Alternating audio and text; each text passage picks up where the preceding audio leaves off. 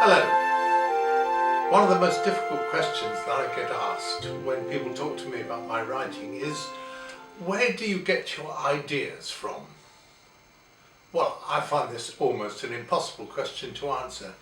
I mean, how can you dig down into the depths of your unconscious or your memories or your experiences and say that these particular things led you to write the story that you wrote?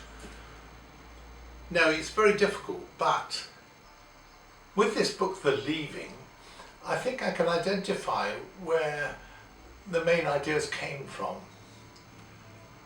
It was a few years back and I was leafing through the magazine, The Week.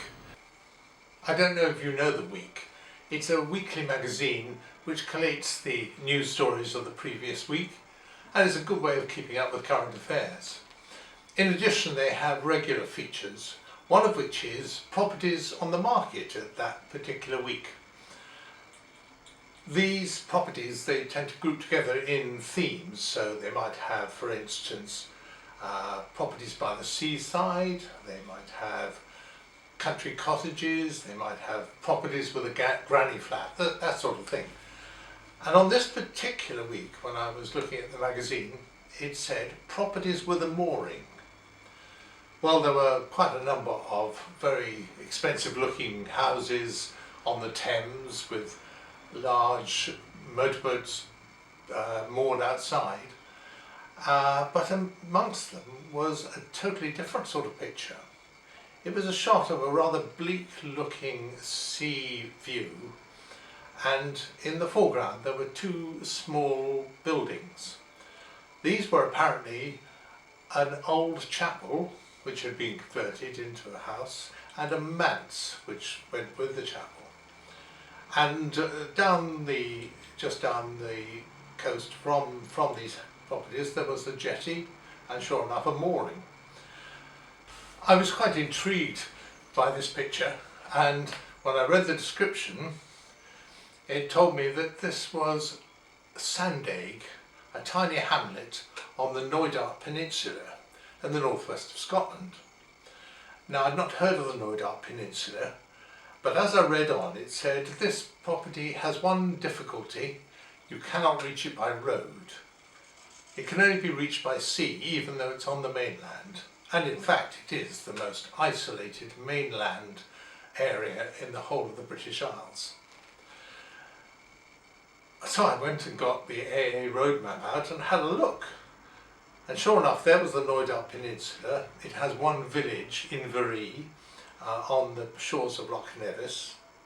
And this little hamlet of Sandaig was about 3 miles from that village. And there was a road connecting the two, but that road did not connect with the rest of the British road network. So indeed it was isolated. You could get there by boat from Malag, which takes about half an hour, and you could walk there over the mountains about 16 miles, quite a hike for anybody. Now, a place as isolated as that obviously led me to think what it must be like to live somewhere like that. I must admit it did have a sort of appeal. I googled Knoydart Peninsula and found out a lot more about it and about the history of the peninsula and the people who live there. There are about 140 inhabitants, mostly living in the village of Inveree. There's a small school with about 8 pupils at any one time and 1 teacher. That reminded me of a similar sort of school that there was a documentary about called Etre et Avoir, a French documentary about this school, which was in the Auvergne, with one inspirational teacher. Quite different from most of the experiences of primary schools that we have in this country. So, thinking about it, what must it be like to live in a place like that? I began to think, could I write a story about that? Well, I must admit at the beginning I thought I couldn't. How do I make a story out of that? But another inspiration, perhaps, which came, or was around at the time, was about being left alone. Being left alone, by which I mean living in a relationship for a long period of time, a marriage or whatever, and then being left on one's own. I'd noticed that quite a number of my friends and people I knew to whom this had happened often found themselves in another relationship, sometimes quite quickly afterwards. And it made me wonder, what is it that drives one? Well, obviously, one doesn't want to be alone. It's lonely, it's depressing, it's all those things. But I thought, does it always have to be like that? I also noticed that this phenomenon of reconnecting with another relationship was probably much more common in men than it was in women. Perhaps women are better at being alone. Who knows? Anyway, from this came a story of a man who loses his wife. He doesn't know how he's lost her. She's just gone. Doesn't know if she's dead or if she's alive. And instead of searching frantically, instead of settling into another relationship, after a decent interval of course, he decides to explore being solitary. And that's what this book, The Leaving, is about.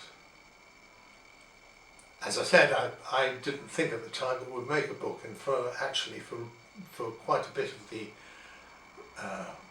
first stages of the writing, I thought there was no book here at all. But I was talking to one of my daughters about it at one stage, and she said, "Dad, what's your book about?" So I thought, all right, I'll try and tell her. And I did. And she listened without interruption and then said, "Dad, that's a book I'd really like to read." And that bit of encouragement led me to carry on and eventually to finish The Leaving, which I dedicated to her because without that intervention I think it may not have ever emerged. So thank you, Mary. You gave me a chance to explore the idea of being a solitary and to make a story out of it. I don't think it provides any answers. It probably raises far more questions than answers. But I think it's a valid book, and I'm pleased with it now.